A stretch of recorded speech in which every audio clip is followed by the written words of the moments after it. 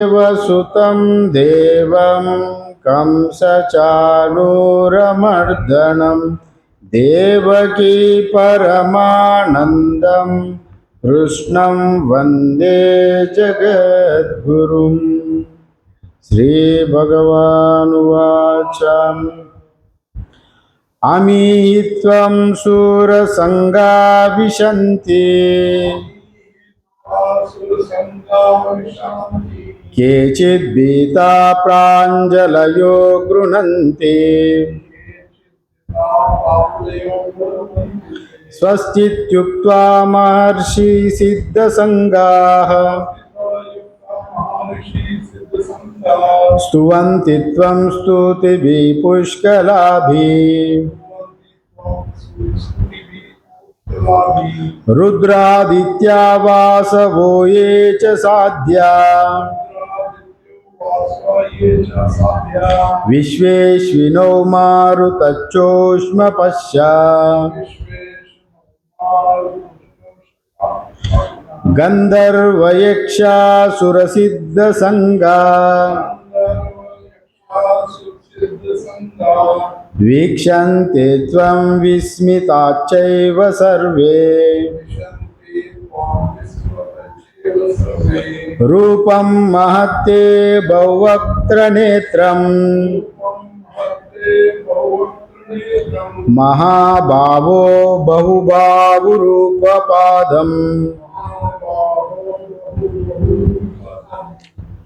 बहुधरं बाहुद्रष्टाकरालं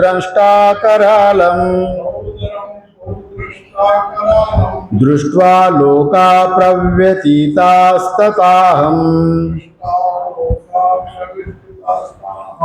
नाभस्पृशं दीप्तमनेकवर्णं व्याप्ताननं दीप्तविशालनेत्रम् दृष्ट्वा हि त्वं प्रव्यथितान्तरात्मा धृतिं न विन्दामि शमं च विष्णो द्रष्टा करालानि च ते मुखानि दृष्ट्वैव कालानलसन्निभानि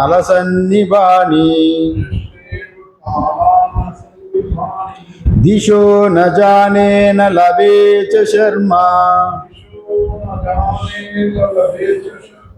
प्रसीद देवेश जगन्निवासा अमी चित्वं धृतराष्ट्रस्य पुत्रा सर्वे सहैवावनिपालसङ्गै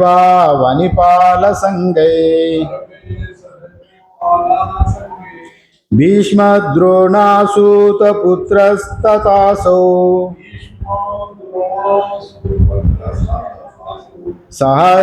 सहस्मदिव्यैरपि योधमुख्यैः वक्त्राणि ते त्वा रमणा विशन्ति द्रष्टा करालानि भयानकानि केचिद्विलग्ना दशनन्तरेषु सन्दृश्यन्ते चूर्णितैरुत्तमाङ्गैः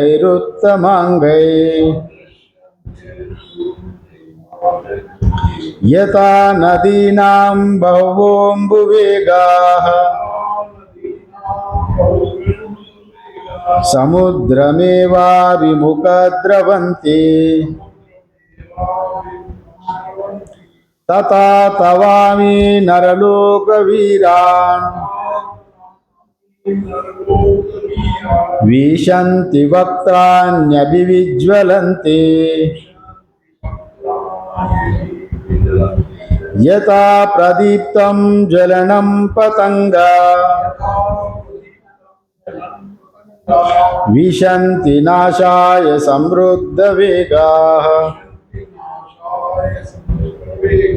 तथैव नाशाय विशन्ति लोका स्तवापि वक्त्राणि समृद्धवेगाः लेलिव्यसे ग्रासमानः समन्तात्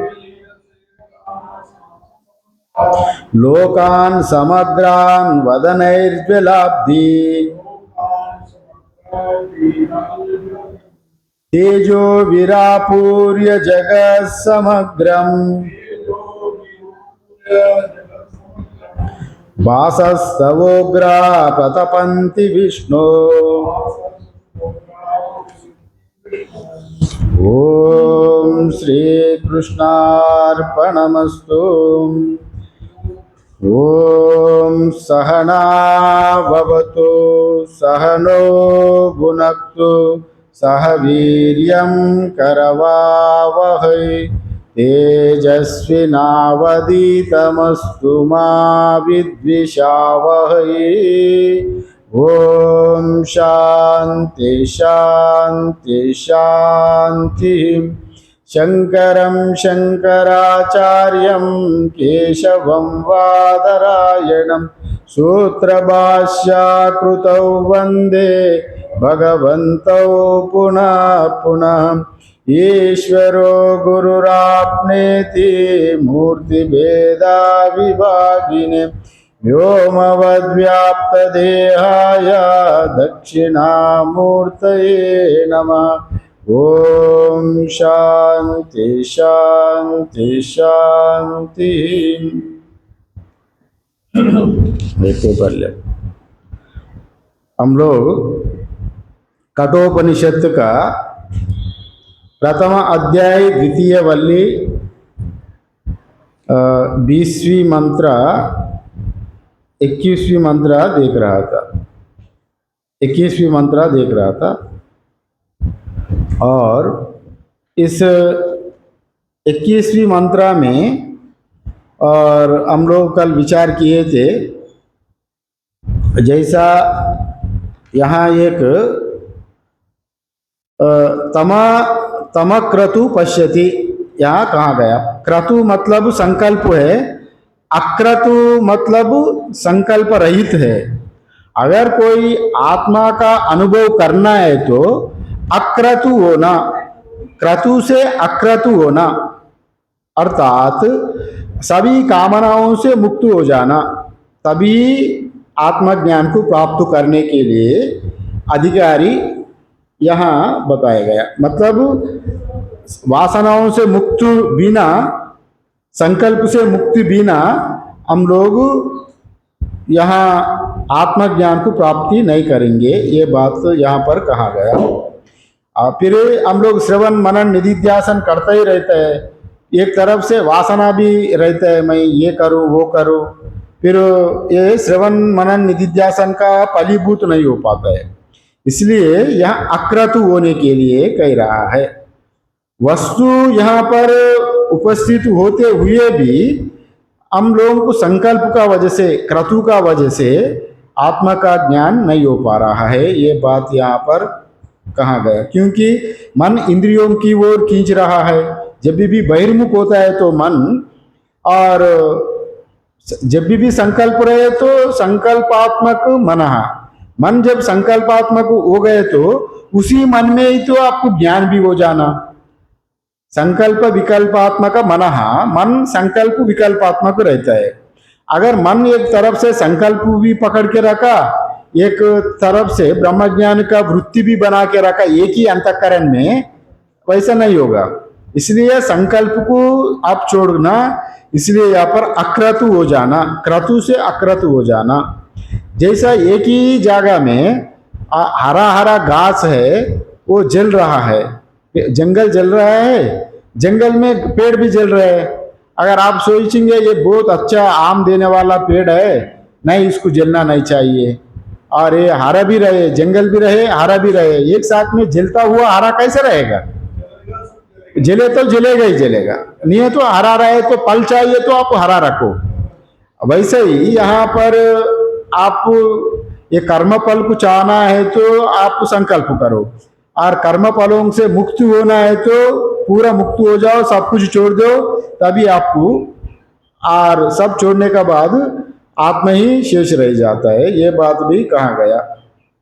और जितने आप संकल्प करते जाएंगे मन इंद्रियों का विषयों का ओर जाते रहेगा। संकल्प किसके लिए करता है? इंद्रिय भोग के लिए, सुख के लिए। और इंद्रियों के नहीं तो कामना, वित्तेषणा, लोकेशना, पुत्रेशना के लिए ही, येषणा के लिए ही करता है। अगर उनको पुत्र का येषणा भी ना हो जाए तो वित्त का येषणा रहेगा। और मैं आखिरी जीवन में बहुत अच्छा सुकून से जीव, थोड़ा पैसा कमा के रखूं। अगर वित्त भी नहीं, पति का भी येषणा नहीं है तो, पत्नी का भी येषणा नहीं रहे तो लोकेशना रहेगा। कुछ तो कुछ येषणा पकड़ेगा। इसी के लिए ही आदमी क्रतु करता है, संकल्प करता है। और वैसे करे तो इंद्रिय भी उसी के पीछे, विषयों के पीछे दौड़ने के नाते और उनका सुख नहीं मिलेगा। इसी का वजह से क्रतुओं को छोड़ने के लिए बात यहाँ पर कहा गया। और उसी अंतःकरण में, एक ही अंतःकरण में अंधेरा छाया नहीं रह सकते। अंधेरा छाया एक ही घर में नहीं रहेंगे ना। अगर आलो आप लाइट जलाएंगे तो अंधेरा चले जाएगा, लाइट बुझ जाएंगे तो अंधेरा आएगी। विपरीत है। आप आत्म प्रकाश को अंतःकरण में करना चाहता है तो आप वासनाओं को छोड़ना पड़ेगा। इसलिए यहाँ जो दोनों ही विषयों को छोड़ने के लिए बात यहाँ पर कह रहा है।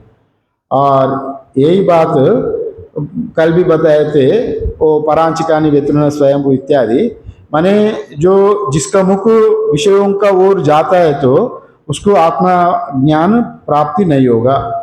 और जो विषयों से विरक्त हो गया उसी का ही अंतःकरण में आत्मा का बोध होगा। क्योंकि आपका संसार को भी पकड़ने वाला, ब्रह्म ज्ञान को पकड़ने वाला दोनों ही मन ही है। आपका वस्तु अंतःकरण एक ही है जी। एक अंतःकरण में एक ही वस्तु चाहिए। आपको एक चाहे तो एक छोड़ना पड़ेगा। और जहां राम है तो वहां काम नहीं है, जहां काम है तो वहां राम नहीं है। आप अगर राम को चाहता है तो काम को छोड़ दो। और काम वो केवल मैं विषयों में रहूंगा, काम ही चाहता हूं, इंद्रिय भोग ही भोगूंगा, इंद्रिय शरीर से मजा लेऊंगा, मतलब राम को छोड़ो। अगर हमको राम भी चाहिए, काम भी चाहिए, दोनों एक साथ नहीं होगा। हाँ, इसलिए यहीं पर ये कह रहा है, यहाँ अक्रतु हो जाना, संकल्प विकल्प से परे, माने संकल्प से परे हो जाना, इसी का ही अक्रतु कहा गया। माने मन को आत्माभिमुख होकर अपना निष्ठ में रहने के लिए यहाँ पर कह रहा है अक्रतु। और बाद में यहाँ कहा गया धातु प्रसादात।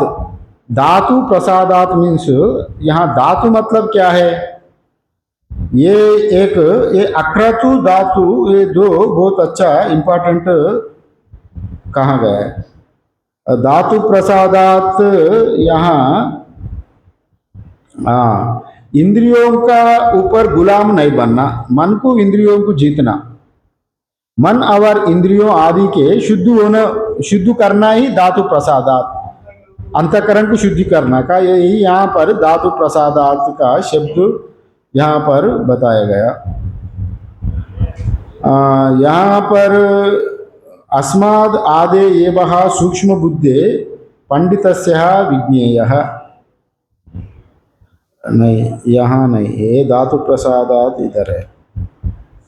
हाँ, धातु प्रसादात एषः धातूनां प्रसादात आत्मनः महिमानं कर्म निमित्तः जो वृद्धि क्षय रहितं पश्यति। माने वृद्धि क्षय, हमको लाभ हो नष्ट हो जाए और इत्यादि रूपों से मन को और अलग कर लेना, विषयों से अलग करके इंद्रियों को शुद्धि कर लेना। और यहाँ पर येषा धातु नाम प्रसाद, मन शरीर को जो धारण करने से मन आदि करणों के धातु कहते हैं। इन धातुओं की शांतता के फलस्वरूप व्यक्ति उस आत्मा की महिमा को देखता है। माने मन शांति हो जाने पर, मन शुद्ध होने पर, मन इंद्रिय शुद्ध होने पर व्यक्ति अपना स्वरूप का महिमा को देखता है। आत्मा मतलब अपना स्वयं ही आत्मा है, कहाँ बाहर से आत्मा नहीं आएगी, अपना स्वरूप का ही दर्शन होता है, ये बात कह रहा है। और इसको थोड़ा विस्तार से देखेंगे। हाँ, येषः धातूनां प्रसादात् आत्मनः महिमानं कर्मनिमित्तः वृद्धिक्षयरहितं पश्यति। अयम् अहम् अस्मि, अयम् अहमस्मि इति साक्षात् विजानाति। अगर ये सभी उससे वो पूर्ण रूप से त्याग होने के बाद वो मैं ही हूँ वैसा जान लेता है। और जिसके जो क्रिया के द्वारा वृद्धि क्षय नहीं होता और उसे यहाँ मैं ही हूँ इस प्रकार अपना स्वरूप का अनुभव करता है। माने वहाँ कामना रहित होने के बाद, अंतःकरण शुद्धि होने के बाद वह आत्मा का अतिरिक्त और कुछ नहीं रहता और वो आत्मा स्वरूप प्रकाश मैं ही हूँ वो बोध हो जाता है। जब यहाँ धातु प्रसादात माने मन इंद्रिय शुद्धि होने के बाद यहाँ उनको सत्वगुण शुद्धि से आत्मा मन आत्माभिमुख हो जाता है।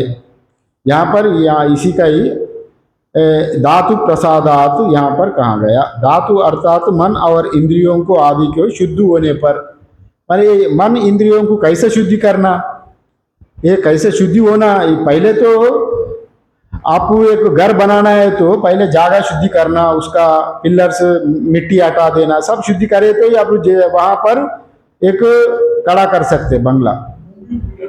भूमि पूजन से शुरू होता है। भूमि पूजन का पहले ही वहां जितने जंगल है, झाड़ी है, गंदा है, सब हटाना पड़ता है ना। हाँ, अभी आप ब्रह्म ज्ञान का भी प्रतिष्ठित होना चाहे तो ब्रह्म ज्ञान का प्रतिष्ठा में भी ये कहा गया मन को इंद्रियों को शुद्धि करने के लिए। मन इंद्रिय कैसे शुद्ध होता है? इंद्रियों अगर ये चांदोग्य में कहा गया इंद्रियों को शुद्ध रखना। आहार शुद्धो सत्व शुद्धि, सत्व शुद्धो ध्रुव स्मृति, स्मृतिर्लब्धीनाम सर्वग्रंथीनाम विप्रमोक्षा, स्मृतिर्लब्ध्वा सर्वग्रंथीनाम विप्रमोक्षा। सर्वग्रंथि मीन्स यहाँ पर सभी इंद्रिया मन सब विप्रमोक्ष हो जाता है। आहार शुद्धो सत्व शुद्धि, सत्व शुद्धो ध्रुव स्मृति, माने आहार को शुद्ध रखना। यहाँ आहार मतलब शंकराचार्य ने केवल खाने पीने वाला आहार नहीं कहा। हाँ बराबर, इंद्रियों से जो कुछ ही हम लोग ग्रहण करता है, माने हम लोग भौतिक आहार को तो जो कुछ लेने वाला ग्रहण करने वाला आहार होता है। और आप जीव से मुंह से ग्रहण करो, कान से, आंख से, जिससे भी ग्रहण करो पंचेंद्रियों से, उसको आहार कहा जाता है। वो शुद्ध होना चाहिए। और वो शुद्ध हो जाए तो इंद्रिय शुद्धि हो जाएगा। अगर आप एक आदमी है वो गंदा गंदा सिनेमा देखने लगेगा, पिक्चर देखने लगेगा, गंदा ही देखने में ही उनको आदत बढ़ गया। संस्कार वही पढ़ के उनका आंख का इंद्रिया वही दिखाएगा, वहां पर वो मलिन हो गया, आंख का इंद्रिय शुद्धि नहीं हुआ। फिर जो देखेगा वो अच्छा नहीं देखने चाहता है। अगर कोई किसी चेहरा को देखे तो वो जब गंदा देखा था चेहरा का देखते हुए भी वो मन वो गंदा का ऊपर ही जाएगा। वो धारणा वैसे ही होगा, मैं वैसे जैसे जैसे देखा इसका कपड़ा रहते हुए भी बिना कपड़ा देखेगा, वो माने वो नंगा देखेगा, माने वो उनका आदत हो गया ना। तब भी वहां क्या हुआ, इंद्रिय अशुद्धि हो गया, माने नेत्रेंद्रिय अशुद्धि हो गई। वहां आहार शुद्धो सत्व शुद्धि, वहां सत्व शुद्धि नहीं रहा। उनको तमोगुण रजोगुण तमोगुण में मल हो गया। मल और उनका अंदर में जितने मल है वो मल का ऊपर और मल डाल रहा है। वो एक डेरा का ऊपर डेला ऊपर और गंदा और फैला रहा है। और वो है इंद्रिय सुख से। ये इंद्रिय सुख वैसा, इंद्रियों को शुद्धता देखने में, सुनने में, स्पर्श करने में, वैसा चीज स्पर्श नहीं करना। जिस चीज को स्पर्श नहीं करना है उस चीज को हम स्पर्श नहीं करना। जिस चीज में हाथ नहीं डालना उस चीज में अगर हम नाला गंदे में हाथ डाल के सूंघे तो पूरा शरीर ही अशुद्धि हो जाएगा। वैसा सूंघना ही नहीं, वैसा सुनना भी नहीं है, वैसा गंदा गंदा वचन भी सुनना नहीं। अंतःकरण अशुद्धि हो जाता है। अंतःकरण इंद्रियों अशुद्धि हो जाए तो मन वो सब मन को पहुंचा देता है। मन का, इंद्रियों का मालिक है मन, और जो कुछ वो देता है उसको मन में ही जाके वो डाल देता है। इंद्रियों से ही मन अशुद्धि होता है और इंद्रियों को मन आदेश देता है, ए जाओ हमारे लिए ये काम करो, तुम वहां जाके ये देखो, ये देखे तो हमको अच्छा लगेगा। अच्छा आंखों को अच्छा नहीं लगता है, वो मन को अच्छा लगने के लिए, मन का कार्य करने के लिए वो आंख को वहां जाके देखने जाता है। समझ लिया ना? मन है मालिक है, इंद्रियों, ये इंद्रियों का मन है मालिक है। अगर वो जो चाहता है वो उसको भोगना चाहता है। अगर अच्छा खाना कहाँ मिल रहा है तो चलो भाई, जो भी हो, खाने के लिए चलना है तो उनका मन में लालच आ गया, तो जिह्वा में लालच आ गई। इंद्रिय, जिव्येंद्रिय में, रसन इंद्रिय में कुछ कुछ खट्टा मीठा खाने के लिए मन में लालच हो गया था इंद्रियों में। वो इंद्रिय वहां जाके चाटने लगेगा, अच्छा बुरा, मछली, मांस, ये अंडा इत्यादि जो खाना नहीं चाहिए। माने ये बात नहीं मछली मंडा खाना नहीं, ये नहीं कह रहा हूं। जो अशुद्ध 3 दिन का भोजन, आहार शुद्धि मतलब शुद्ध भोजन नहीं है, अशुद्धि भोजन खा रहा है तो उनका अंतःकरण में भी वैसे ही प्रभाव पड़ेगा। अगर जैसा अन्नादेव सौम्य मनः कहा गया, माने मन, अन्न से ही मन बनता है। आप जैसा अन्न खाएंगे मन का ऊपर वैसा प्रभाव होता है। समझ लिए ना? इसलिए जो साधु साधु संत लोग ये लहसुन प्याज इत्यादि नहीं खाता है, क्योंकि उसमें कामना तमोगुण का प्रधान है। वो गृहस्थ लोगों के लिए ठीक है, किंतु साधु अपने जप तप करने वालों को अपना मन को नियंत्रण में रखना है ना, तमोगुण से बचना है। इसलिए अशुद्धता को शास्त्र निषेध किया गया। इसलिए यहाँ पर जो धातु प्रसादात मतलब मन को, इंद्रियों को शुद्ध रखना, ये शुद्ध रखने के लिए हम जैसा गांधी जी भी कहते थे ना, ये 3 बंदर का एक कहानी बताते थे। माने बुरा नहीं देखना, बुरा नहीं सुनना, बुरा नहीं कहना। ये तीनों बंदर का तीनों, एक मुंह बंद करता है, आंख बंद करता है, कान बंद करता है। वैसा मोरल एजुकेशन उसी समय से उन देते थे। मतलब वैसे यहाँ पर भी इंद्रियों को बहिर्मुख होने नहीं देना। जैसा चांदोग्य में कहा, आरा शुद्धो सत्व शुद्धि, सत्व शुद्धो ध्रुव स्मृति, स्मृतिर्लब्धा सर्वग्रंथि नाम विप्रमोक्षा। अगर आप अंतःकरण शुद्धि हो गए तो सर्वग्रंथि टूट जाएगा, अपना आप अलग हो जाएगा। आपको आत्मज्ञान को प्राप्ति में आपको अत्यंत सुगम हो जाएगा। इसलिए मन को, इंद्रियों को शुद्ध रखना, ये बात यहाँ पर कह रहा है। धातु प्रसादात, ये बात कहा। मल दोष और विक्षेप दोष के लिए ही यहाँ अर्थ बताया। मनु शुद्धि, इंद्रिय शुद्धि मतलब यहाँ अंतःकरण का शुद्धि, और अपना मल दोष, विक्षेप दोष, माने निष्काम कर्म से विक्षेप दोष को, मल दोष को हटाओ, और उपासना भक्ति से विक्षेप दोष को हटाओ, तब भी ज्ञान प्राप्ति होगा, तभी मन इंद्रिय शुद्धि होगा। ये बात भी यहाँ पर कह रहा है। और हम लोग मन तो एक जैसा संस्कार डालेंगे, उस छोटा बच्चे जैसा है मन। छोटा बच्चे को आप जैसे जो देंगे वो वैसे ही पकड़ में आ जाता है, जैसे सिखाएंगे वो वही सीखने लगेगा। अगर उनको, छोटा बच्चे है, आप उनको कभी बाहर गया नहीं, बाहर प्रपंच क्या है जानता नहीं, उनको आप रशिया भाषा सिखाओ, रशिया भी पकड़ेगा, चाइना भाषा सिखाओ, चाइना ही आएगा उनको। जो संस्कार आप डालेंगे वो वैसे ही बन जाता है। वैसे ही मन का भी आदत, अब जो जैसा आदत बनाएंगे वो वैसे ही बन जाएगा। और एक बार आदत बढ़ गया ना, वो अपना काबू में नहीं रहेगा। वो आपको मालिक, आपको गुलाम बनाएगा। इसलिए मन का गुलाम नहीं बनना, मन को मालिक होकर रहना। मन का गुलाम हो जाए तो वो कभी इंद्रिय चाहता है, मन इंद्रियों से सुख चाहता है, इंद्रियों को आदेश देता है, जाओ ये करो, वो करो, वो करो। अगर मन भी वैसे वैसा करते रहे तो मन का ऊपर में बुद्धि रहता है। अब वो बुद्धि, विवेक बुद्धि मनुष्य का ही रहता है। जानवर को वो व्यवहारिक बुद्धि रहता है, लेश मात्र बुद्धि अपना जीवन व्यवहार के लिए ही जानवरों का बुद्धि रहता है। उनको भी बुद्धि रहता है, किंतु वो सीमित बुद्धि है। क्या खाना, कहाँ नहीं खाना, कहाँ सोना, कहाँ लेटना, कहाँ खाना मिलेगा, कितने दूर जाना, पानी कहाँ मिलेगा, वो सब बुद्धि रहता है। किंतु इंसान का असीम बुद्धि है, वो अनंत गम्य तक पहुंच सकते। वो उनका उतने बुद्धि है इंसान का, विवेक बुद्धि। इसी का ही और सदसद विवेक करके क्या करना नहीं करना, इसी से ही मन और इंद्रिय शुद्धि हो जाता है। और इसलिए ये कहा गया शास्त्र में भी, पहले कर्म करो, कर्मकांड इसलिए बताया अंतःकरण शुद्धि होते मल दोष के लिए, उपासना कांड इसलिए बताया विक्षेप दोष निवृत्ति के लिए, ज्ञान कांड बताया आवरण दोष निवृत्ति के लिए। ये तीन इसलिए शास्त्र में ये विधान पहले से ही है। अगर हम लोग उतने गहराई से भी नहीं जाए, वैदिक कर्म कांड भी ना करे, वैदिक उपासना उतने गहराई में ना जाए तो भी ठीक है। इसलिए हमारा आचार्य लोग नारद आदि इत्यादि, नारद भक्ति सूत्र और इतने कहीं भक्ति, बाद में भक्ति सिद्धांत आया और नवविध भक्ति इत्यादि, पत्रम पुष्पम फलम तोयम इत्यादि रूप से भगवत भक्ति भी करना। और आज जन्माष्टमी आए तो जन्माष्टमी का इतने इस कृष्ण में लीन हो जाना, माने यद करोसी यदस्नासी यज्जुओसी ददासी, अब जो कुछ कर रहा है तो हमको समर्पण करो। मन अपना आप कर्मफल का दोष ना होते, आप कर्मफल दोष अच्छा बुरा आपको ना लिप्त नहीं होगा, आपका अंतःकरण का शुद्धि आपका फल मिल जाएगा। वैसा परमात्मा कहता है भक्ति से अंतःकरण का शुद्धि होता है। इसलिए यह भक्ति भी साधन है ज्ञान में, और केवल ज्ञानी ज्ञानी सुनते जाएंगे तो सभी उत्तम अधिकारी नहीं होगा। अगर पिछले जीवन में आप ये सब करके अभी तैयार है, उनके लिए कोई अड़चना नहीं होगी।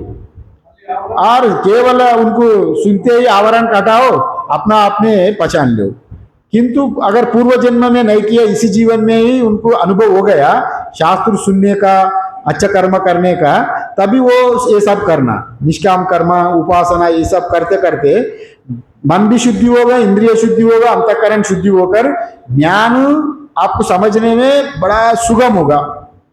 इसलिए ये बात यहाँ पर कहा गया।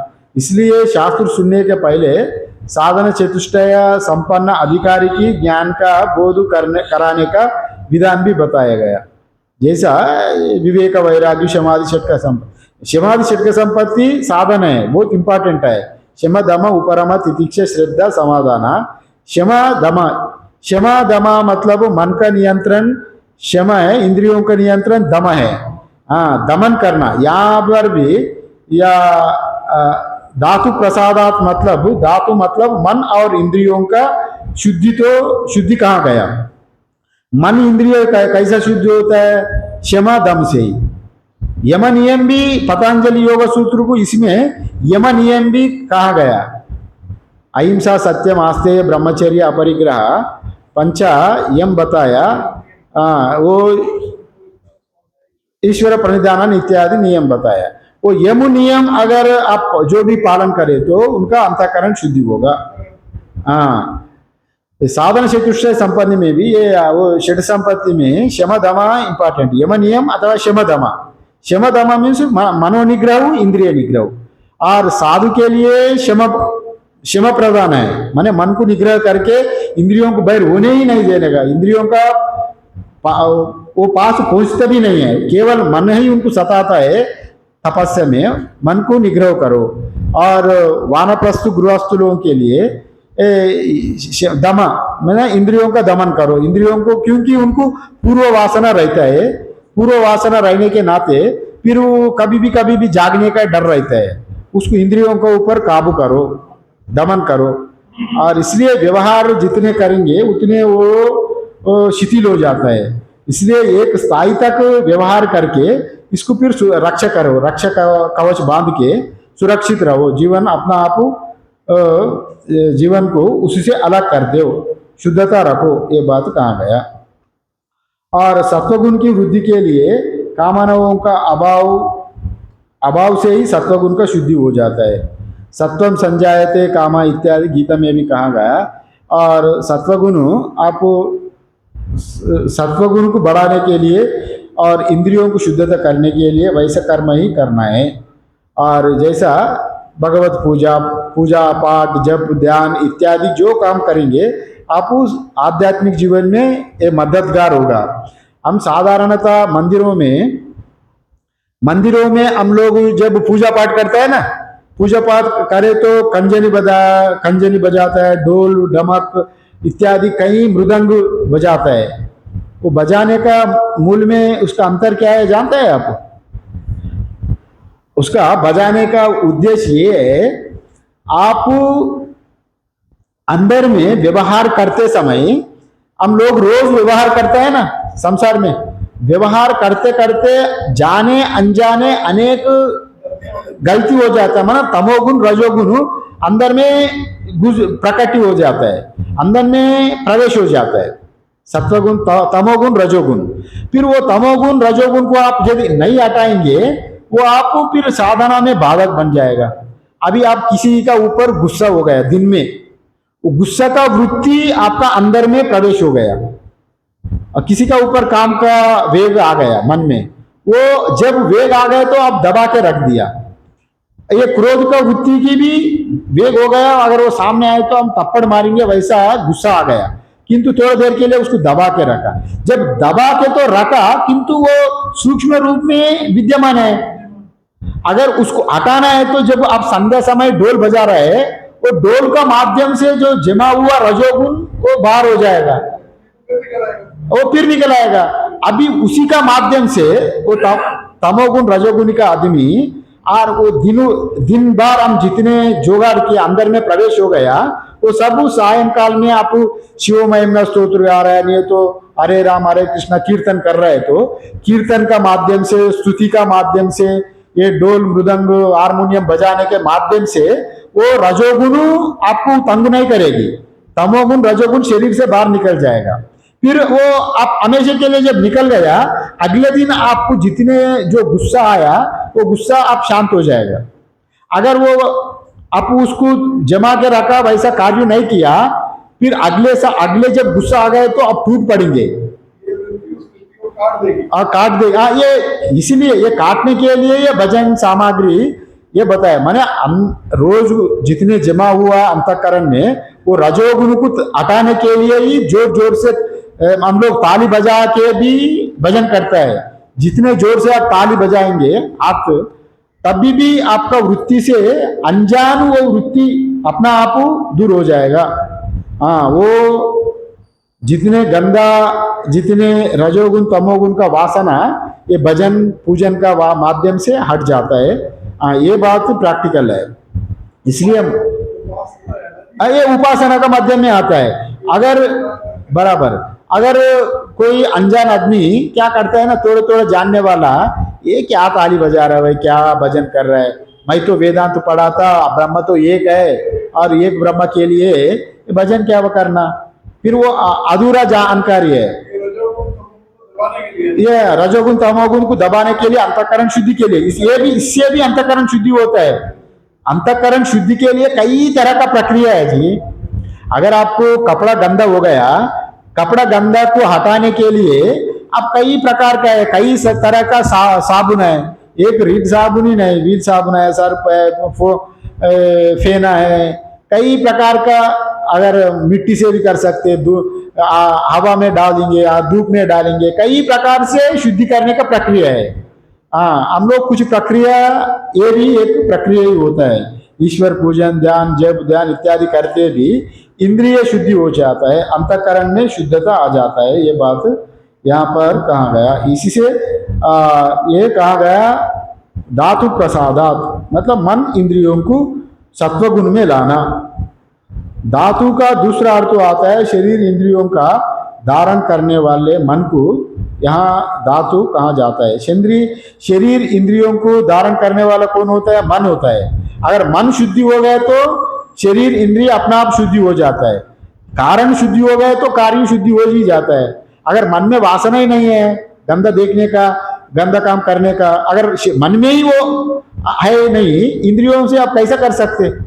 इसलिए और मन ही धारण करता है शरीर इंद्रियों को, मन में ही उठेगा वो इंद्रिय। तो केवल शरीर वृत्ति की नहीं पकड़ेगा, शरीर जड़ होने के नाते केवल इंद्रिय भी वृत्ति की नहीं पकड़ेगा, मन सूक्ष्म होने के नाते मन ही पकड़ेगा। इसलिए मन को शुद्धता रखना भी यहाँ पर धातु कहा गया। और मन इंद्रियों का शुद्धि होने के लिए सत्वगुण प्राप्ति के लिए भक्ति भी करने का विधान शास्त्र में इसलिए बताया गया। भक्ति में तो कई प्रकार का भक्ति है, नवविध भक्ति पत्र, कई पूजनम अर्चनम वंदनम पाद पूजनम इत्यादि कई तरह का है। जो जैसा करेंगे तो भावना से वैसा फल आपको मिल ही जाएगा। और जिज्ञासु का चित्त परमात्मा के जो अभिमुख हो गया तो तब साक्षात्कार हो जाएगा। जैसे जिज्ञासा का वृत्ति परमात्मा का अभिमुख ही हो गया, उनको और दूसरा कोई वासना नहीं है तो उनको साक्षात्कार हो जाएगा। ये बात यहाँ पर कहा गया।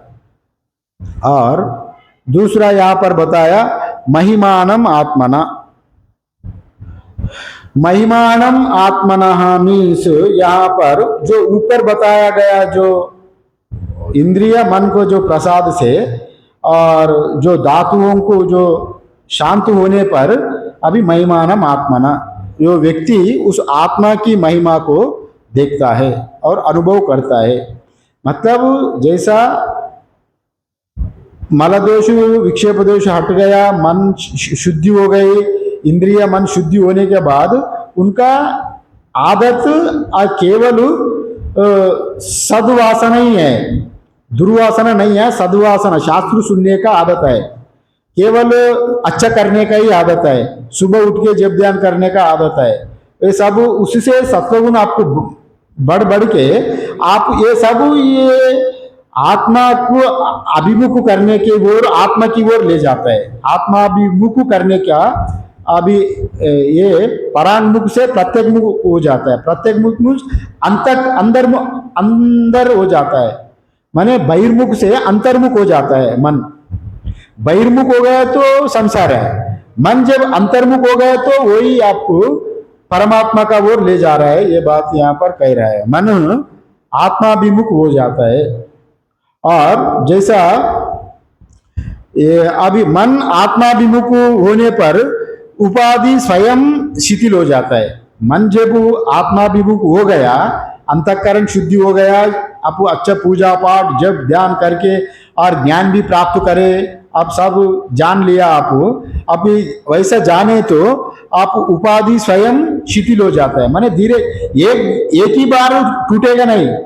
जैसा हम लोग सिनेमा में इधर इधर दिखाता है, कहानी में परमात्मा साक्षात्कार हो गया तो तुरंत इनका अज्ञान तुरंत नष्ट हो गया, तुरंत ब्रह्म में लीन हो गया, वैसा बात नहीं।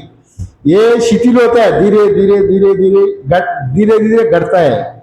इसलिए शनै शनै उपरमेद, शनै शनै उपरमेद मतलब आपका जैसा जैसा आप उत्तर की ओर जाता है तो दक्षिण ओर उतने ही आप दूर होते जाएगा। एकदम दूर नहीं होगा ना। आप जिस दिन आप उत्तर की ओर शुरू किया तो उसी दिन आपको उत्तर में पहुंच गया, दक्षिण पूरा खत्म हो गया, वैसा नहीं। वैसे ही आप जैसे जैसा आपको अंतःकरण शुद्धि हो रहा है, वैसा वैसा आपका मुख भी परमात्मा का ओर होता है, अंतर्मुख हो जाता है। जब परमात्मा का ओर मन जब होता है तो तब आपका अंदर का ग्रंथियां टूट जाता है। जैसा उर्वारुकम इव बंधनात्, माने संसार बंधनों से आप मुक्त हो जाता है। उर्वारुकम इव बंधनात् मतलब मैं पहले बताया जैसा काकड़ी है, काकड़ी पकने के बाद वो अपना पेड़ से पौधे से वो अपना आप अलग हो जाता है, उसको आप खींचना नहीं पड़ता है। जैसा आम भी पक गया, पका हुआ आम आप पेड़ से अपना आप गिर जाता है, वहां पर आपको ताकत लगाना नहीं पड़ता, जोर लगाना नहीं पड़ता, अपना आप वो गिर जैसा अलग हो जाता है। यहाँ पर भी और आप संसार का वासना आपसे अंदर से हट गई, इंद्रिय मन प्रसन्न हो गया, मन इंद्रिय प्रसाद शुद्धि हो गया, तभी महिमानम आत्मना, आत्मा महिमा को वो देखता है। कैसे देखता है? जैसा विद्यते हृदय ग्रंथि छिद्यन्ते सर्व संशया, मुंडक में कहा गया विद्यते हृदय ग्रंथि छिद्यन्ते सर्व संशया। जैसा अंतःकरण में पड़ा हुआ जो वासना है वो ग्रंथियां छिन्न भिन्न होता है, पूरा टूट जाता है, आप वो तंग नहीं करेगा। ये बात कहा गया, विद्यते हृदय ग्रंथि छिद्यन्ते सर्व संशया, सभी संशय दूर हो जाता है। जब संशय किसके लिए आया? अज्ञान रहे तो ही संशय आए, संशय को दूर करने के लिए ही ज्ञान प्राप्ति करना।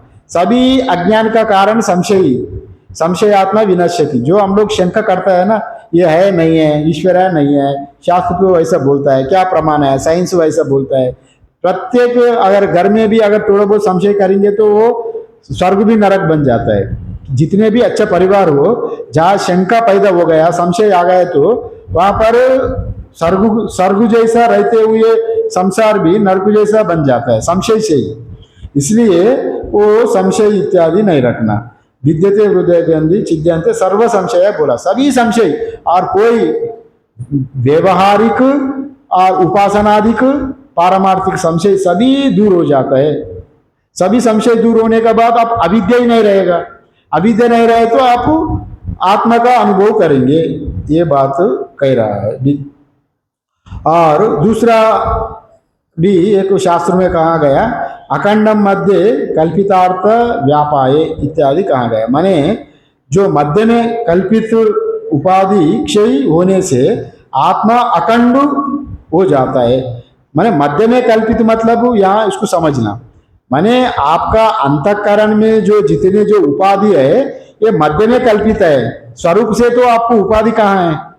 आप स्वरूप से तो आप साक्षात ब्रह्म ही है पहले से निर्गुण निराकार ब्रह्म ही आपका। आप ये मध्य में कल्पित हो गया उपाधि जब उपाधि कल्पित हो गए तो आप उपाधि वाला शरीर मन इंद्रिया ये कार्य कारण संघात को मैं मान के और ये बांध गया। इसलिए मध्य में कल्पित जो उपाधि का क्षय होने से आत्मा अखंडता का जानकारी बोध हो जाएगा। जानकारी नहीं, जानकारी तो श्रवण काल में हो गया। ये अनुभव का बात कह रहा है यहाँ पर। सभी उपाधि भेद नष्ट हो गए तो आप पहले से ही अखंड था। हाँ, निर्गुण निराकार ब्रह्मा पहले से ही अखंड ही था ब्रह्मा। तत्सृष्टो तदेवानुप्रविशत नाम रूपे व्याकरवाणी इत्यादि कहा गया है। परमात्मा ही जगत को सृष्टि करके जगत में प्रवेश करके नाम रूपे व्याकरवाणी, सभी नामों में रूपों में व्याकरोत व्यवहार कर रहा है। मैं अमुक हूँ, ये अलग है, ये अलग है, भिन्न भिन्नता देखने लग रहा है। वो भिन्न भिन्नता देखते हुए भी वो खंड नहीं हुआ था, वो अखंड ही था। जैसा गड़े में अलग, जैसे जैसे कुमार गड़े बनाते जा रहा है वैसे वैसे गड़े का अंदर में भी आकाश अलग अलग दिखने लग रहा है, किंतु आकाश कभी भी भिन्न नहीं हुआ। आकाश गड़े में रहते हुए भी उपाधि का वजह से उपाधिगत आकाश मान रहे हैं, मैं इतने ही आकाश हूं। जैसा वो गड़े नहीं, ये गड़े के बारे में कह रहा हूं। अपना गड़े जो जितने गड़े है, हम जो मन बुद्धि इंद्रिय वाला जो गड़े है, मैं ये वैसा वाला गड़े हूं। ये काला गड़ा, लाल गड़ा, पीला गड़ा जो गड़े है वो शरीर ही गड़े है। माने वैसा फिर वो गड़े में रहते हुए भी परमात्मा आकाश जैसे लिप्त नहीं हुआ। ये गड़े में भी शरीर में रहते हुए भी आत्मा कभी शरीर मन इंद्रियों से लिप्त नहीं हुआ, किंतु ये शरीर मन इंद्रिया बहिर्मुख होके अशुद्ध हो गया। संसार में व्यवहार करने के नाते शरीर मन बुद्धि इंद्रिया ये सब अशुद्धि हो गया। फिर वो उसको शुद्धि कर दो, वस्तु वहीं पर है। जैसे मैं पहले ही बताया, यहाँ गहराई 50 फुट में पानी है, 40 फुट का नीचे पानी बर्फुट है। आप मिट्टी का हटा दो, पानी उपलब्ध हो जाएगा। पानी के अगर मिट्टी का हटाएंगे, कुआं कूदेंगे, कुआं में आप पानी कहां से ले आके डालेंगे नहीं है ना। पहले से मौजूद हुआ पानी का आप आवरण को हटा के मल को हटाए तो वहीं पर उपलब्ध है। अपना स्वरूप भी यहीं पर उपलब्धि स्वरूप का जब ये इंद्रिय प्रसाद मन का प्रसाद मिले, मतलब मन इंद्रिय शुद्धि होने के बाद तभी और उसका महिमानम आत्मा महिमा का जानकारी हो जाता है। अरे अब जैसा रेगिस्तान में लोग जाता है तो पानी वहीं रहता है 1-2 फुट में, उनको ना दिखने के कारण वो तड़प में बड़ा प्यासा से मर जाता है। अगर वो जान गया अरे यहाँ 2 फुट कूदो, रेत को थोड़ा इधर इधर, पानी वहीं पर उपलब्ध है, उतने ही परिश्रम वहीं पर कूदा, मिट्टी हटा दिया, पहले से मौजूदगी पानी की पी के संतुष्ट हो जाएगा। वैसे ही यहाँ पर ये अंतःकरण को शुद्धि करके उपाधि में जितने जो वासना पड़ा है उसको हटाएंगे तो उपलब्ध आत्मा आपको उसका महिमा आपको अनुभव करेंगे। ये बात यहाँ पर कह रहा है। जैसा जो बताया था घट नष्ट होने का बाद भी घटाकाश जो कहाँ जाके महाकाश में लीन नहीं होता, वहीं पर लीन होता है। वैसे ही उनका भी अगर अंतिम काल में उनका ये बता रहा है वो कैसा बीत शोक से पार हो जाता है, ये बात अभी कहने जा रहा है। अखंड रूप से अनुभव करता है परमात्मा को, ये व्यष्टि उपाधि बुद्धि चले जाता है, मैं उपाधि वाला ही नहीं है, सभी उपाधि में मैं ही हूँ, वो अखंडाकार ज्ञान प्राप्ति हो जाता है। अब वीत शोका अगले पहले कहा बाद में कहा वीत शोका कहाँ गया। वीत शोका मतलब येषा धातूनाम प्रसादात तो कहाँ गया। हाँ, ततः वीत शोकः भवति। अयम अयम अहम अस्मि इति साक्षात विजानाति। अयम अहम अस्मि, वो अगर जो महिमानम आत्मना, ये इसका बारे में कह रहा है, जिसमें क्रिया के द्वारा जो वृद्धि क्षय नहीं होता और उसे यहाँ मैं ही हूँ, यहाँ मैं ही हूँ, माने अहम ब्रह्मास्मि रूप में वो जान जाता है, वो मैं ही था। जो द्वासुपर्णा संहिता में जो बताया था, एक जीवात्मा परमात्मा, जीवात्मा कट्टा मीठा फल खा के और वो दुखी भोग रहा है, और ऊपर वाला तो ना खा रहा है ना पी रहा है, वो साक्षी रूप में देख रहा है। जब वो विचार करते करते ऊपर गए तो वो मैं ही हूँ वैसा अनुभव हुआ। माने वहां दो नहीं था, एक परमात्मा ही था। जीव में भी दो नहीं है, एक जीवात्मा एक परमात्मा बोल के नहीं है, एक ही आत्मा ही है। तो एक ही आत्मा का छाया वो बहिर्मुख होने के नाते वो छाया से खेल रहा है इंद्रियों से। अगर वो इंद्रियों को बहिर्मुख ना होने के ना करके जो अंतर्मुख किया, फिर वो अपना स्वरूप को देखेंगे तो अरे यहाँ पर दो नहीं है, कि हमेशा के लिए एक ही रहा था, मैं गलत से दो समझा। वैसा कभी कभी किसी का आंखों का बीमारी आए तो चंद्रमा दो दो दिखता है, उनको सब कुछ दो दो दिखने लगता है, माने वो बीमारी का वजह से। माने मन का भी जब बीमारी बहिर्मुख हो गए तो नाना देखने लग रहा है। अगर मन का बाहर जाने का बीमारी खत्म हो गया तभी वो अंतर्मुख हो गए तो इंद्रिय प्रसाद मन का प्रसाद से चित्त शुद्धि, अंतःकरण शुद्धि हो गया, मन शुद्धि हो गया, विक्षेप आवरण शुद्धि दोनों हो गए तो अभी वो समझने लगेगा। यही बात यहाँ कर कह रहा है, वहां मैं ही हूँ, यहाँ मैं ही हूँ, ये बात कह रहा है यहाँ पर। हाँ, अयम अहम अस्मि, यह मैं ही हूँ, माने वो आत्मा मैं ही हूँ वैसा जानेगा। इसी साक्षात विजानाति मीन्स अपरोक्ष रूप में वो अनुभव करता है, वो परमात्मा मैं ही हूँ। फिर वैसे जाने तो क्या होगा, उसका फल अभी बता रहे हैं। वीत शोकः मतलब यहाँ दिया ततः वीत शोकः भवति, माने दुख से मुक्त हो जाता है। जब वो आपको फल मिलेगा मुक्ति, तभी सभी दुखों से मुक्ति हो जाएगा। वो कौन से दुखों से मुक्ति हो जाएगा यहाँ पर बता रहा है। वीत शोकः इस आत्मा महिमा के दर्शन का फल शोक रहित हो जाता है। श्रुति भी कहता है तरति शोकम आत्मवितु, जो आत्मज्ञानी पुरुष को शोक नहीं होता।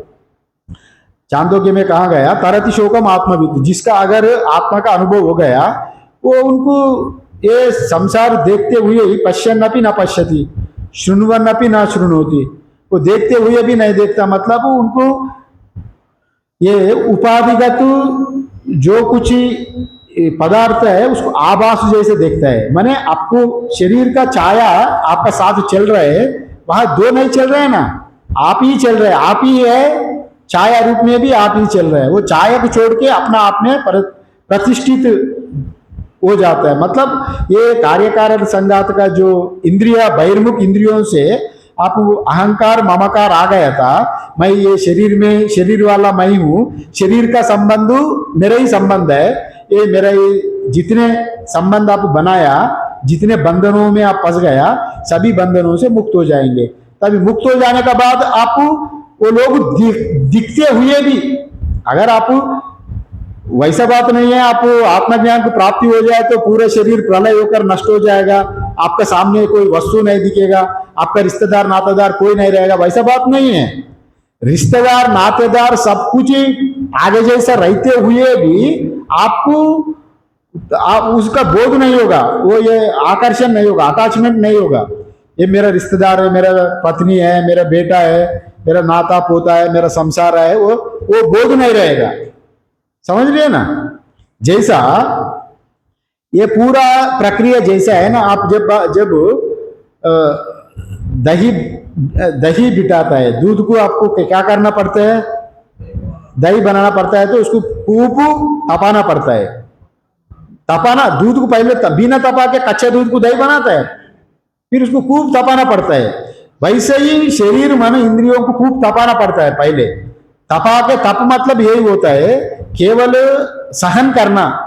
जैसा यमा नियम इत्यादि जो बताया, तितिक्षा श्रद्धा समाधान, वही तप है। संसार में जीते हुए तितिक्षा बुद्धि रहना वही तप है। इंद्रिया हमेशा बहिर्मुख होने जाता है तो उसको पकड़ के उसी स्थान में रखना वही तप है।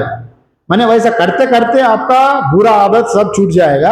आप इंद्रिया अपना आप बाहर ना होने के नाते वो अंदर अपना ही स्थिति में रहे तो वो शुद्ध रहेगा। जैसा छोटा बच्चा है तो वो बाहर बाजार में खेलने जाने के लिए उनको बहुत पसंद करता है, और गंदा नाला में उधर इधर खेल खेल के पूरा शरीर में मिट्टी मिट्टी पूरा मिट्टी मिट्टी करके घर में लौटे तो पूरा कपड़ा गंदा हो जाता है, पूरा शरीर गंदा हो जाता है। अगर उनको घर से बाहर जाने नहीं दे के उनका खिलौना ही अंदर में कुछ खिलौना करके, बेटा तुम यहीं पर खेलो इससे, अगर वो मलिन नहीं होगा। वैसे ही मन भी अपना आनंद के लिए वो बाहर जाके पूरा गंदगी लेके आ जाता है, वही मल है। फिर उसको हटाने के लिए फिर उनको साबुन से स्नान करा दो, ये साबुन लगाओ, ये करो वो करो, गंदा ज्यादा मैला है तो वो जाता भी नहीं है। वैसे ही मल भी हटाना प्रक्रिया भी यही है। अगर आप व्यवहार अच्छा है जी, आप इसलिए ज्ञान में ये है, आप पहले खूब बुरा व्यवहार किया, बुरा व्यवहार कर करके खूब जमा लिया 10 साल, और 20 साल तपस करके उसको हटाना पड़ेगा। समझ लिए ना? अगर आप 10 साल बुरा व्यवहार किए ही नहीं है, थोड़ा बहुत बचा टुचा हुआ मल को निवारण के लिए थोड़ा तपस्या काफी है। समझ लिए ना? माने जितने आदमी व्यवहार करके ये संग्रह करता है वस्तुओं को, व्यक्तियों को, ये बंधनों को जितने बढ़ाता है, फिर उसको छोड़ने के लिए भी उतने प्रयास होता है। इसलिए संग्रह भी कम होना, व्यवहार भी कम होना, सब कम हो जाए तो आपको सुखी रहेगा। अभी आजकल व्हाट्सएप में, तभी फेसबुक में जितने आदमी की दबाते जाओ, दोस्त बनाते जाओ, आपका इतने मन विचलित हो जाता है, क्योंकि अब उतने समय वेस्ट हो जाएगा, उतने लोगों से आपको वार्तालाप करना, उतने लोगों को उत्तर देना। अगर आपको 2-4 आदमी अच्छा दोस्त को बना के रख दिया, बाकी जितने लोग आ रहे हैं तो हमको परवाह नहीं करेंगे, तो आपका व्यवहार कम होने के नाते आपका टेंशन भी कम रहेगा, आपका समय भी बचत हो जाएगा, मन भी गंदा कम हो जाएगा। वैसे ही ये बात बताया, जैसा आप दही मखना है तो बनाना है तो दूध को तपना, तभी तपने के बाद इसको थोड़ा हल्का से ठंडा करके इसका फिर दही छोड़ देना। फिर वो दही छोड़ के हिलाना नहीं है, चुपचाप एक जगह में कुछ घंटा रखना, तब भी वो दही जम जाएगी। वैसे ही आप जब आध्यात्मिक जीवन में जब आ रहे हैं तो आपका मन शांत हो रहा है, अच्छा लग रहा है, सत्संग में आ रहा है, वो तो मन भी शांत है, अब संसार उस तरफ नहीं जा रहा है, तभी कुछ देर मन को उसी स्थिति में रखना, उसी आदत को और बढ़ाते जाना।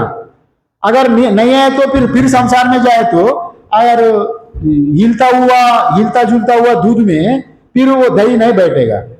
इसलिए दही को बिठा दो, दही की जब तक दही बैठ गया तब तक उसको थोड़ा बहुत शांत रखना। यही उपासना, श्रद्धा, थोड़ा ध्यान करो, उपासना करो, यही है मन को एक क्रम में लाने के लिए। अगर एक बार आपको दही बन गई और वो दही भी अगर पानी में गिरो, मिट्टी में गिरे तो डर लगेगा, अरे इतने प्रयास किया ये नष्ट हो जाएगा, तब भी उसको फिर सुरक्षित रखना है ना अंत तक। साधन भी आप पहले आपके पास दूध नहीं था, दूध लाया, फिर दूध को गर्म भी किया, आग नहीं था, कुछ भी नहीं था, वो भी प्रयास किया, फिर कहाँ से दही ले आके दही भी लाया, इसको फिर लंबा समय तक बिठाया, अभी दही जम गई। ये आध्यात्मिक के लिए बता रहा हूं, आपका साधन भी वैसा ही होता है। माने किसी एक, अगर दही भी बन गया तो उतने, अगर दही नीचे गिर गया तो इतने करने का प्रयास भी वेस्ट हो जाता है। साधक भी उतने ऊंचे तक जाके फिर कभी भी गिर सकते। दही जैसा, दही मिट्टी में गिरे तो, पानी में गिरे तो फिर कोई काम का नहीं होगा। अभी आत्म साक्षात्कार कैसा करना, यहाँ अभी इंद्रिया मन अभी शुद्धि हो गया। यहाँ पर महिमानम आत्मना, माने वो मैं ही हूं वैसा जानता है। माना आप दही की आप मट्टा बनाया, मट्टा बनाया तो उसमें मक्खन निकला। जब दही की मंथन किए तो आपको मक्खन निकला। मक्खन निकलने के बाद आपको डर नहीं लगेगा। और मक्खन पानी में गिरे, मक्खन में भी गिरे, वो अलग ही रहेगा। अगर वो जमीन में भी गिरे आप उठा के फिर आप ले सकते। थोड़ा बहुत खराब वो भी हो, वो खराब भी नहीं होगा। अभी उठा के पूरा थोड़ा आग में तपाए तो मिट्टी से भी वो निकल के फिर छान ले तो घी में परिवर्तन में आएगा। माने जब तक वो मक्खन बनता है बनेगा तब तक आप खूब सावधान रहना आध्यात्मिक जीवन में। समझ लिया ना। अभी ये बात यहाँ पर वो वीत शोका, जब वीत शोक ही यहाँ मक्खन बन गया वैसे समझो। एक बार मक्खन बन गए तो वो नाश होने का डर नहीं है। वो मक्खन को लेकर आप पानी में भी डालो अलग ही रहता है, पानी से एक नहीं होता। और वो आत्मा को प्राप्त किया, आत्मा को प्राप्त होने के बाद संसार में भी रहे तो संसार आपको लिप्त नहीं होगा। पद्म पत्र मिवाम्बसी, जैसा पद्म पत्र में पानी वो लेपायमान नहीं होता, चिपकता नहीं। कमल का पत्र में वो अपना अलग ही रहता है, उसका लेपायमान नहीं होता। वैसे ही यहाँ वीतशो का जो आत्मा को प्राप्त किया वो संसार में रहते हुए भी संसार से लिप्त नहीं होगा। तभी उनको और जितने हजारों लोगों का भीड़ में भी रहे तो वो अपना हाथ में अलग करने के नाते, ब्रह्म ज्ञान की प्राप्ति होने के नाते, वो परमात्मा का प्राप्ति होने के नाते उनको तंग नहीं होगा और वो जहां भी रह सकते। और वैसा वाला आदमी और वो त्याग में भी रहे, भोग में भी रहे, वो एक जैसे ही है। समझ लिए ना। वो भोगियों का सामने बीच में भी रहे, वो विचलित नहीं होगा। इसलिए शंकराचार्य ने त्यागरतो वा भोगरतो वा संगरतो वा संग विहीना भजते रमति चित्तम ब्रह्मणि इत्यादि कहना है। जिसका चित्त ब्रह्म में रम रहा है वो त्याग में रहे, वो त्यागे ना त्यागे, भोग में रहे और वो लिप्त नहीं होता। अगर जैसा आपको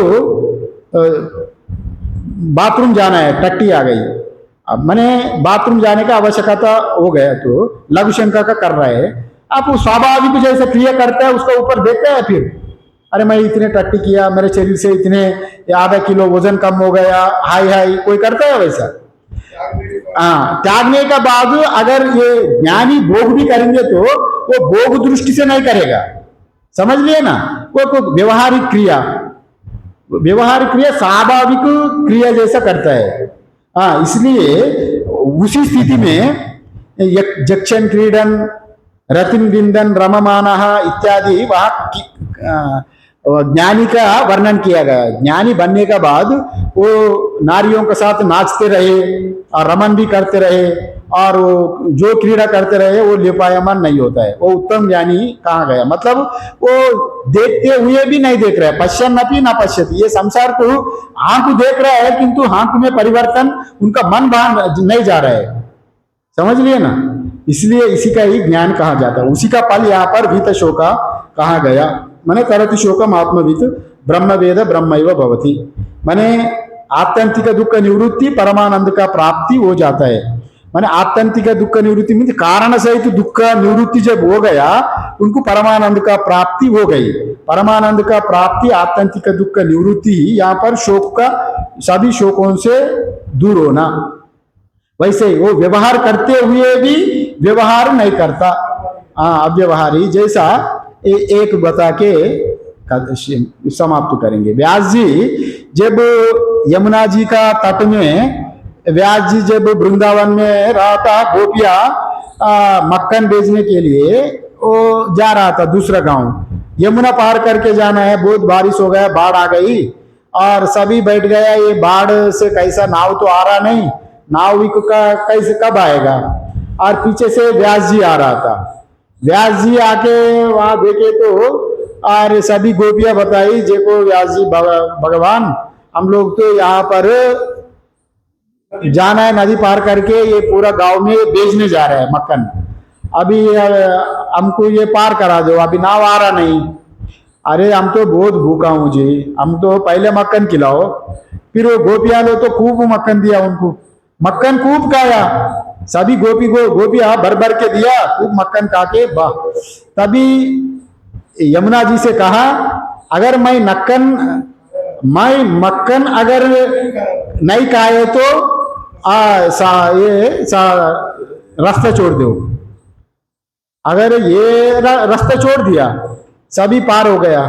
पार होने के बाद सभी गोपियां उनको पकड़ा, तुम इतने मक्खन हमारा हाथ से खा लिया, हमारा मटका भी खाली हो गया, तुम मक्खन नहीं खाए तो रास्ता छोड़ दो कैसा कहा।